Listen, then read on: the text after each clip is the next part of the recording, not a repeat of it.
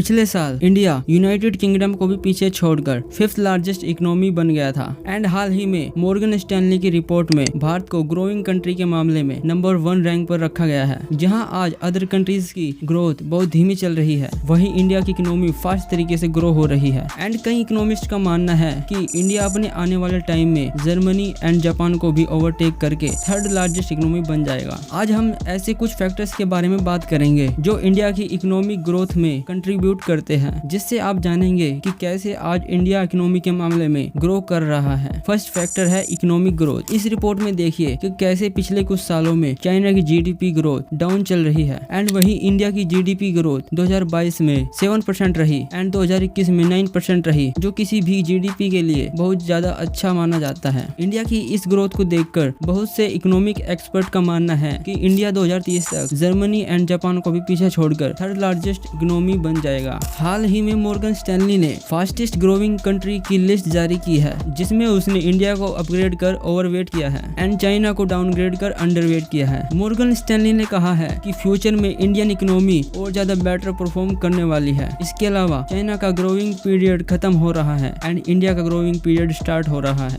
वैसे आपके डाउट के लिए बता दूं कि Morgan Stanley American multinational investment bank है। इसके 41 से ज्यादा कंट्रीज में ऑफिसेज हैं। मॉर्गन स्टैनली आए दिन किसी न किसी देश के इकोनॉमी ट्रेड के लिए रिपोर्ट्स निकालता रहता है एंड इनकी रिपोर्ट की वैल्यू बहुत ज्यादा होती है। सेकंड फैक्टर है यूथ कैपेबिलिटी। इस साल भारत ने एक अचीवमेंट हासिल की है। आज देश की जनसंख्या चाइना से भी अधिक हो गई है, जो नंबर 1 पर था। एंड कमेंट में बताओ कि कौन कौन भारत की इस अचीवमेंट से बहुत ज्यादा खुश है। आज भारत के पास सबसे ज्यादा यूथ कैपेबिलिटी है, जो भारत के लिए एक गेम चेंजर साबित हो सकती है। इवन इसने चाइना को भी यूथ के मामले में पीछे छोड़ दिया है। आज चाइना की यूथ की एवरेज एज 30 ईयर, जापान की 48 एंड इंडिया की 29 ईयर है, जो ये शो करता है कि इंडिया का यूथ पॉपुलेशन सबसे ज्यादा एक्टिव है, जिससे ये हमारी इकोनॉमी में बहुत ज्यादा फायदा पहुंचा सकता है। थर्ड फैक्टर है बिजनेस। आपने एक बात तो देखी ही होगी कि जितनी भी बड़ी बड़ी कंपनीज है वो यूएस में ही अपना स्टार्टअप स्टार्ट करती है। यूएस अपने देश में पूरी दुनिया के टैलेंट को लेकर आता है, जिससे उनकी इकोनॉमी बहुत ज्यादा बूस्ट होती है। मिनिस्ट्री ऑफ एक्सटर्नल अफेयर की एक रिपोर्ट के अनुसार 32 million NRI and PIO other countries में रहते हैं, जिसमें हर साल 2.5 मिलियन लोग अदर कंट्रीज में माइग्रेट करते हैं। आज इंडियन गवर्नमेंट इसको कम करने के लिए अलग अलग स्टार्टअप में इन्वेस्ट कर रही है, ताकि अपने देश का टैलेंट अपने देश के लिए ही यूज किया जा सके।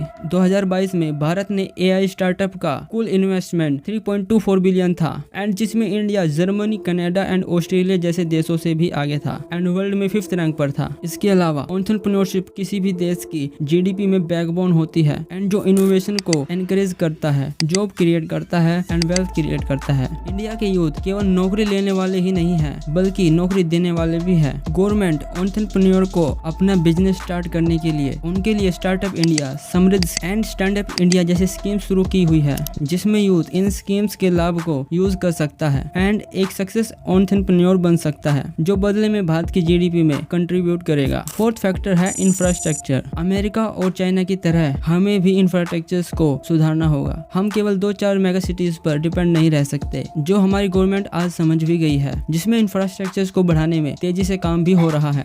QCI यानी क्वालिटी काउंसिल ऑफ इंडिया, जो 184 कंट्रीज की जीडीपी रैंक करता है, उसने भारत को इंफ्रास्ट्रक्चर के मामले में 5th रैंक पर रखा है। 2014 में इंडिया में नेशनल हाईवे की कुल लेंथ 91,287 थी, जो बढ़कर 2022-23 में 1,45,240 है, जो इस पीरियड के दौरान 59% की ग्रोथ रही है। नितिन गडकरी ने कहा है कि इंडियन नॉर्थ ईस्ट रीजन में हाईवे की कनेक्टिविटी को बढ़ाने के लिए 2 लाख करोड़ से अधिक के प्रोजेक्ट्स चल रहे हैं। गवर्नमेंट द्वारा ये भी कहा गया है कि नेक्स्ट 5 ईयर में हर टाइप के मौसम में कनेक्टिविटी को बढ़ाने के लिए टनल्स पर 1 लाख करोड़ रुपीज स्पेंड किए जाएंगे। एंड हाल ही में गवर्नमेंट ने इंफ्रास्ट्रक्चर के लिए बजट को बढ़ाकर 10 लाख करोड़ कर दिया है, जो 2019 के हिसाब से 3 गुना है और टोटल जीडीपी का 3.3% है। एंड इस बजट का 60% दिसंबर तक ही खर्च कर दिया गया है। फिफ्थ फैक्टर में मैं आपको बताऊंगा पिछले कुछ सालों में कैसे इंडिया पॉवर्टी के मामले में सुधरा है। इंडिया का आजादी के समय पॉवर्टी रेट 70% था, लेकिन पिछले कुछ सालों में इंडिया का पॉवर्टी रेट में भी सुधार आया है। यूएन की एक रिपोर्ट के हिसाब से 2005 से 2021 तक 415 मिलियन लोग गरीबी से बाहर आ गए हैं, जो 2005 में 55% थी एंड जो घटकर 2021 में 16.4% रह गई है। एंड इसके अलावा इंडिया की जीडीपी पर कैपिटा भी तेजी से ग्रो हो रही है है 2022 में इंडिया की जीडीपी पर कैपिटा $2389 थी, जो 2021 से 6.72 की ग्रोथ थी। आप इस रिपोर्ट में 1960 से लेकर 2022 तक की पर कैपिटा ग्रोथ को भी देख सकते हो। 6 फैक्टर है एफडीआई इन्वेस्टमेंट। आज इंडियन गवर्नमेंट एफडीआई को बढ़ाने के लिए अलग अलग पॉलिसीज लागू कर रही है ताकि यहाँ फॉरेन इन्वेस्टमेंट आ सके। एंड ऑलरेडी बड़ी बड़ी कंपनीज जैसे एप्पल, अमेजोन, गूगल एंड बड़ी बड़ी कंट्रीज इंडिया में इन्वेस्टमेंट कर रही है, जिससे इंडिया की इकोनॉमी को बहुत ज्यादा बूस्ट भी मिला है। इस ग्राफ में देखिए एफडीआई 2014 में 45 बिलियन था, जो 2021 में बढ़कर 81 बिलियन हो गया है। 7th फैक्टर है जियोपॉलिटिकल। कुछ सालों में इंडिया वर्ल्ड में जियोपॉलिटिकल के मामले में तेजी से उभरा है एंड जो एशिया का बहुत प्रभावशाली देशों में अपने एक अलग ही स्थान भी रखता है। एंड पिछले कुछ सालों में इंडिया ने अपने रिलेशन भी अदर कंट्रीज के साथ बढ़ाए हैं। इसको अपने एक उदाहरण रशिया एंड यूक्रेन के वॉर में भी देख ही लिया होगा कि कैसे इंडिया ने सिचुएशन को कंट्रोल किया है। एंड इंटरनेशनल लेवल पर आज भारत का लोहा हर कोई मानता है। अब आते हैं फाइनल कंक्लूजन पर। देखिए इन फैक्टर्स से ये शो होता है कि इंडिया कैसे आज ग्रो हो रहा है, लेकिन आपको ये बताना भी जरूरी है कि इंडिया में poverty problem, corruption, pollution and खराब एजुकेशन जैसी प्रॉब्लम्स भी हैं, जिन्हें हमें एक्सेप्ट भी करना चाहिए और उनका सोल्यूशन करना चाहिए। एंड ये सफर तो अभी शुरू ही हुआ है। जिस हिसाब से इंडिया की ग्रोथ हो रही है, आने वाले टाइम में इंडिया इन प्रॉब्लम से अपने आप को उभार कर एक डेवलप नेशन के रूप में उभरेगा। इस वीडियो में मैंने कुछ भी अपनी तरफ से नहीं कहा है, मैंने आपको वही बताया है जो ऑफिशियल डाटा शो करता है। आप चाहो तो इस डाटा को खुद भी जाकर ऑफिशियल वेबसाइट पर चेक कर सकते हो। होप आपको इस वीडियो से कुछ वैल्यू मिली होगी। वीडियो पसंद आई हो तो वीडियो को एक लाइक एंड चैनल को सब्सक्राइब जरूर करें।